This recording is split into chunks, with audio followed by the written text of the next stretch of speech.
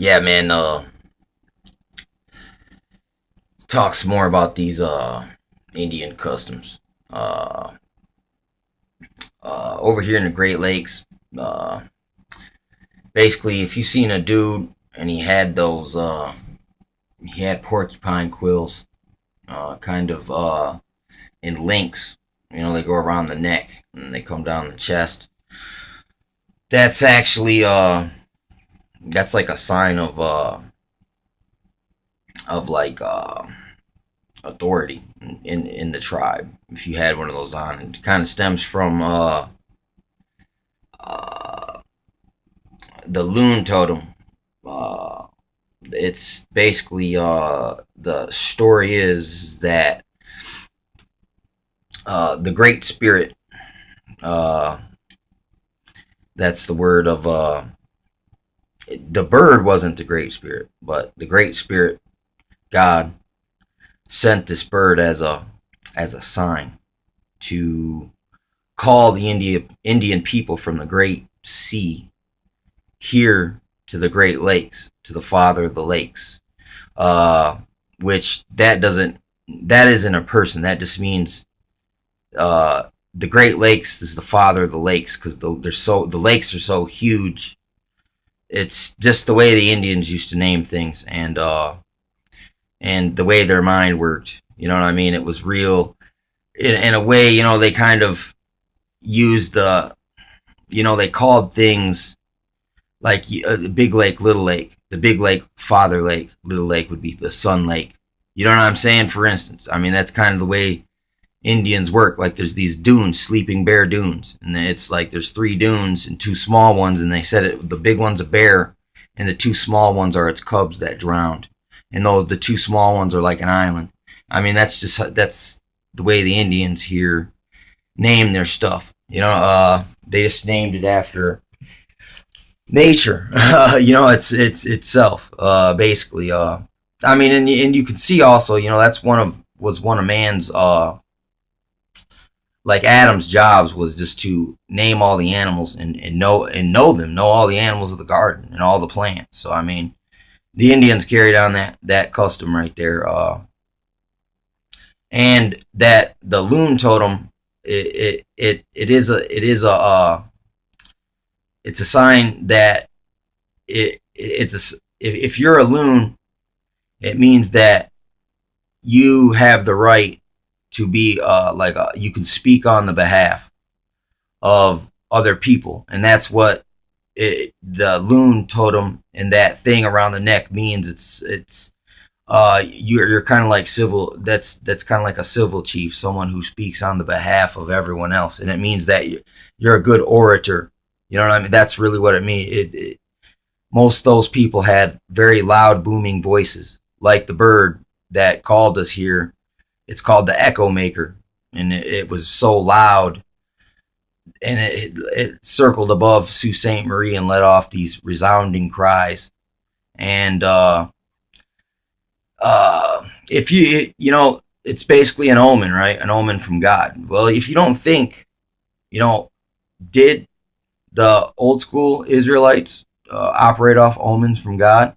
Well, didn't they follow a pillar by day and then a cloud of smoke by night, or a pillar by night and a cloud of smoke by day? I mean, so it's like you got to think if these guys were related, they probably were used to doing that kind of thing, following strange signs from God off into nowhere. You know what I mean? If you read Numbers and Deuteronomy and Exodus and all that, they were really doing that. They were like lost, like walking in a big circle forever. So you know, after if you've been out in the wilderness long enough, you know, it's just kind of crazy though. But you know, I mean, that's what was one of God's promises, is that you know that his people would be scattered to the four corners of the earth. And you know, and it's just, you know, well, we may never know exactly how it happened, because I mean, like I said, from the history, it doesn't state exactly how it happened anyway. But there is one kind of clue: is the Bronze Age uh, copper copper mining operation. That's a possibility. And then you got sea people. I'm not sure where the Indians learned how their canoe worked, but it was good. You know what I mean? They could make the portable canoes and the heavy canoes. So I mean, if you got heavy canoes, people don't realize how far people can get in little boats, because I mean, basically you can hunt from the dang boat and spear things. The Indians did that in Canada and on the West Coast. And like people are like, oh, how the people get to Hawaii? Well, if you look not too a few hundred miles away on Easter Island, they're probably related to the same people that are in Hawaii. You know what I mean? In my opinion, I can't prove that. I mean, that's another way. If you go, how can you pop up below South America from the other side of the world?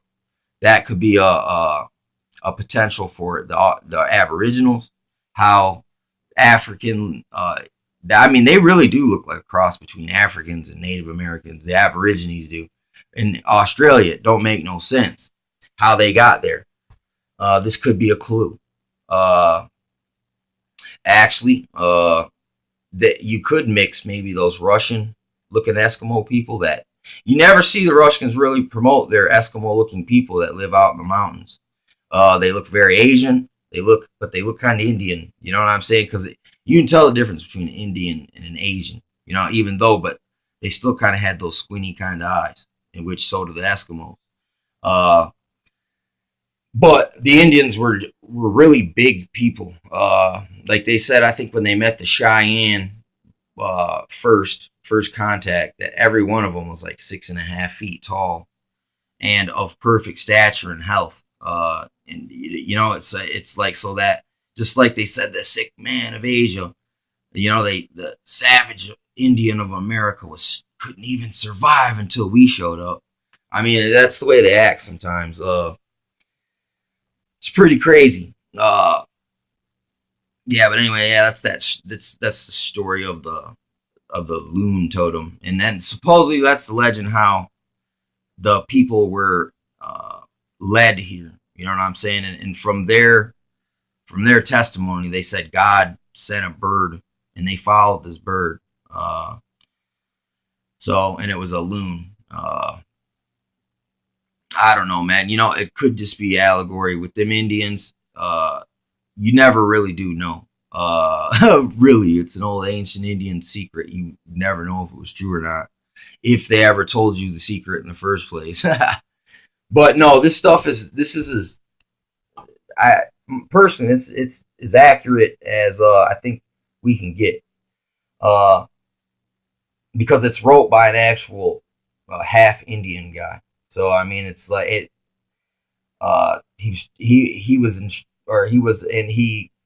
was family with the Indians as well. So I mean, that's the only reason they told him a lot of stuff, because he was half Indian, and they really didn't even like half breeds. There was a lot of Willie Lynchery that happened in the Indian culture as well. Like, there's a lot of, like, if you're a light skinned Indian, in other words, they really treat you like scum of the earth. I forgot about that.